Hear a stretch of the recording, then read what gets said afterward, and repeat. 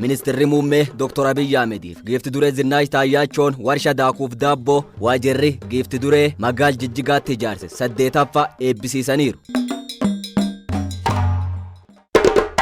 Ministeerri dhimma alaa Ambaasaadder Taayyee Asqasillaaseen durtaa gamtaa Afrikaa Muusaa Faak Mahammad waliin marii taasisanii Itoophiyaaf gamtaan Afrikaa hariiroo seenaa qabeessa bar dheeraa lakkoofsis qabaachuu kaasaniiru. Ministeeronni dhimma alaa biyyoota garaagaraa walgahii hojii raawwachiiftoota gamtaa Afrikaa 44ffaa irratti hirmaachuuf Finfinnee galaa jiran. Rakkoon sagantaa barnoota ganna mudate yeroo dhiyootti furmaata kan argate ta'uu ministeerri barnoota beeksise.